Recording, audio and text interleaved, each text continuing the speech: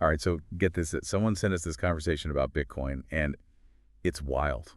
Like they took a crash course in cryptocurrency and then mixed it with a conspiracy theory podcast, and then just for kicks, they sprinkled in some sci-fi. It really is fascinating. Like, it goes from explaining Bitcoin to these totally out there theories about, like, where it came from and what it means. It's like a perfect example of how something simple can make people come up with crazy ideas. Okay, so for anyone listening who hasn't gone down the Bitcoin rabbit hole yet, can we start with the basics? Like, what even is Bitcoin? Well, the conversation uses this analogy of Bitcoin being like a virtual gold mine, which I think it's kind of clever. Like gold, it's finite. There's only Mm. going to be 21 million Bitcoins ever. And just like with mining for gold, making new Bitcoin takes a lot of computing power. That's why they call it mining. So we're talking about all this energy just to make these digital tokens. It seems a little extra, don't you think? It does, especially when you think about how much the price of Bitcoin has gone up and down over the years. Like, the conversation actually mentions the story of a guy buying two pizzas with 10,000 Bitcoins back in the day. 10,000 Bitcoins for two pizzas. Yeah, can you imagine what those pizzas would cost today? Talk about buyer's remorse. Yeah, But that really shows you how unpredictable Bitcoin is. totally. It's that up and down thing that makes it both scary and exciting. Like a roller coaster, you're not sure you want to ride, but you can't look away. And then you've got governments who seem just as confused about it. The conversation talks about how governments aren't exactly Bitcoin's biggest fans because it basically challenges how they control money. Right. It's decentralized. So no one, like a central bank, can control it, which makes it appealing to people who don't trust authority, but it also freaks out the people in power. They were saying in the conversation how governments seem cool with people buying and selling Bitcoin like it's a stock, but they don't want anyone actually using it like everyday money. It's like they're saying, you can play with this digital toy, but don't you dare try to use it in the real world. Classic example of how the old guard reacts to something new. Yeah. First, they ignore it, then they try to control it, and then they try to make it their own. I think we're somewhere between steps 2 and 3 with Bitcoin. Okay, so we've got this digital currency. It's decentralized, it's volatile, Yeah. and it's making governments nervous. But here's where things get really interesting.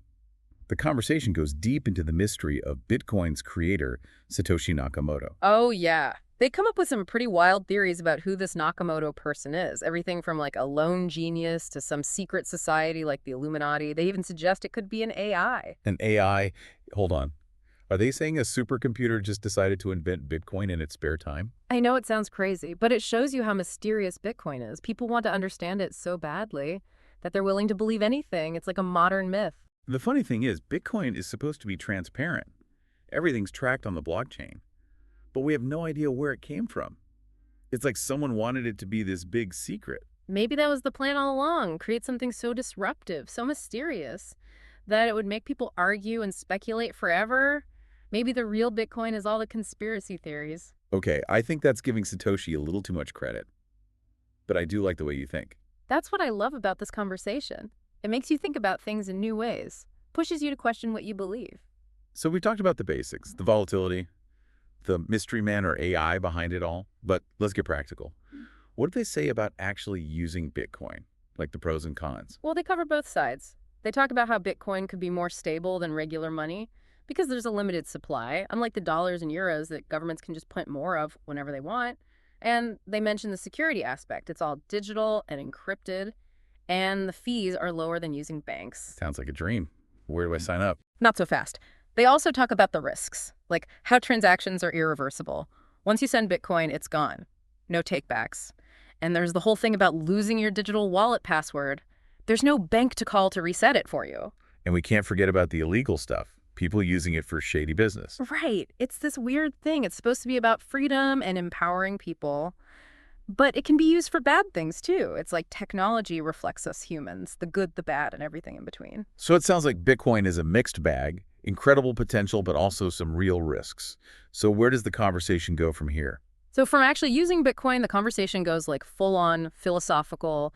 They start talking about the virtualization of everything. Okay, that sounds kind of out there. What does that even mean? Is everything just going to turn into pixels and disappear? No, not that dramatic. But they're basically saying that money going digital, like with Bitcoin, is just the beginning.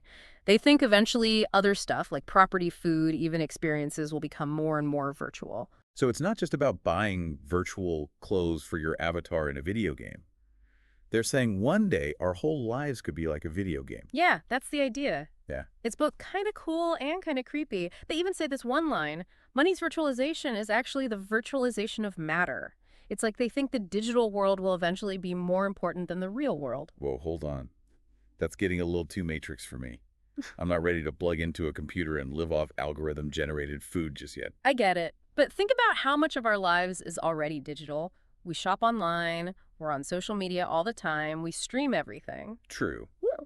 But there's a difference between using the internet and actually living in a simulation. Sure, but the lines are getting blurry. Like, what about NFTs? People are paying real money for digital art, virtual real estate stuff that only exists online. Wait, people are buying virtual land? What do you even do with virtual land? Plant virtual potatoes. It's more about status and thinking these digital things will be worth a lot someday. It's like the gold rush, but instead of digging for gold, people are buying virtual land in the metaverse. So is this whole virtualization thing just a fad? Like something tech people with too much money are into? Or is it something bigger? I think it's something to watch.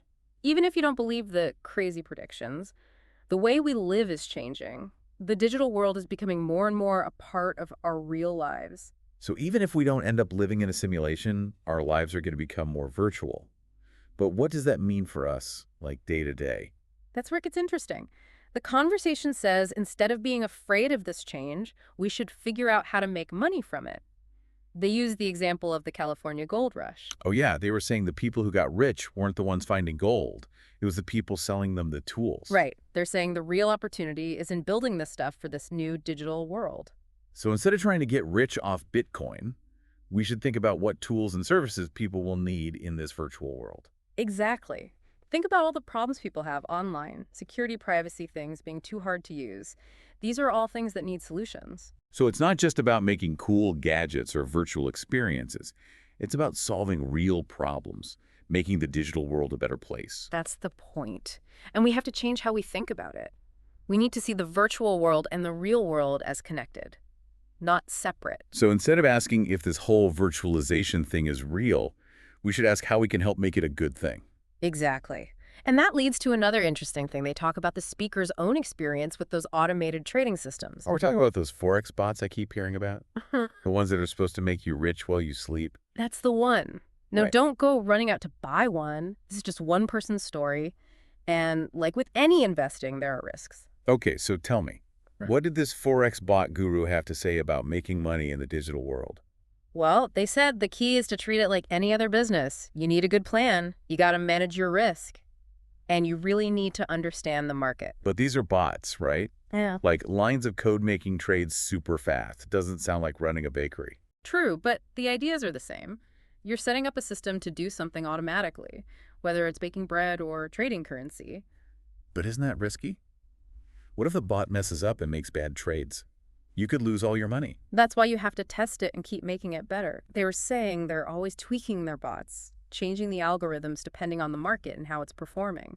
It's not something you can just set up and forget about. Sounds like you need to be a computer whiz to even try this. Is this something a regular person can do? It depends how techie you are and how much risk you're comfortable with. There are things out there that make it easier for beginners to try. But it's not something to jump into without knowing what you're doing. So I guess the takeaway isn't that we should all quit our jobs and become Forex bot experts. Right. The bigger point is to see how powerful automation is and how it's changing how we work, how we invest, how we do everything. So we shouldn't be scared of the robots. We should learn how to work with them, or at least how they work. Exactly. And that brings us back to that idea of everything becoming virtual. If more and more of our lives is going to be run by technology, then we need to know how to use that technology. So Bitcoin Forex bots the metaverse. Mhm. It's all part of this big trend of things becoming digital and automated. That's what this whole conversation is about, how technology is changing everything, creating new possibilities, making us rethink what's real, what's valuable, even what it means to be human. Wow, we really went deep today. From the nuts and bolts of Bitcoin to the idea of a virtual world, and even those trading bots that could make you rich or break you. It's been a wild ride, hasn't it? And it all started with just a conversation. Some people trying to make sense of these big, complicated ideas. And as we try to figure all this out, one question keeps coming back to me. If money and stuff and even experiences are becoming virtual, what happens to the things that matter in the real world? That's the big question, isn't it? And it's something we're going to have to keep thinking about as we see what the future holds. And hey, Maybe someday we'll even find out who Satoshi Nakamoto really is, the mysterious creator of this whole digital revolution. Or maybe, just maybe, Satoshi's an AI watching us build the virtual world it dreamed up. Okay, now you're just messing with me. But on that note, we're going to wrap up this deep dive into Bitcoin and the virtualization of everything. Thanks for listening, and be sure to come back for more explorations of the crazy and amazing things happen in our world.